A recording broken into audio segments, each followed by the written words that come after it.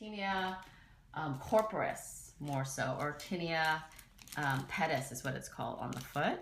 But usually that's seen on the outside here because we have a little ring here. Like, see the outside scale here? We thought it was eczema a couple weeks ago. I gave her a little steroid cream and it got worse. That's very typical of a ringworm or a fungal infection. I'm scraping a little of the scale. I'm gonna sneeze. Bless you. That tells you it's morning. I sneeze 2 or 3 times a day every morning. That's how I greet everybody. Hello. So it's really itchy, right? Yeah, it's pretty itchy. And I think that cream made you a little worse. So I'm trying to get some of the scale off because if I look at it under the microscope, it will show little hyphae. And then it has little blisters. Yeah. And all the dogs are do they have any? Have had their shots and everything. Oh, no, and but sometimes they have like a little patch, like a patch that's missing.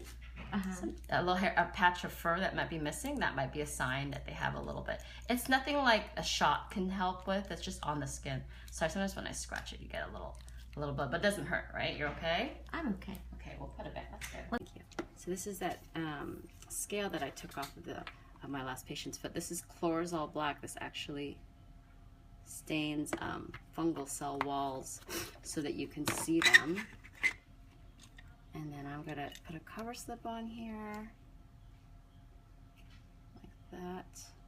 Clean up all the little mess here. And a lot of times we'll kind of flame it a little bit with a little candle here. Let me light that. So here I'm gonna light this.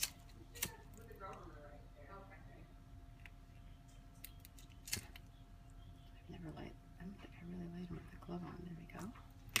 And then I'm going to flame that a little bit to kind of soften the cell wall. We don't want to cook it, but kind of heats it up a little bit. So I'm going to look it under the microscope. Okay. Good. Thank you.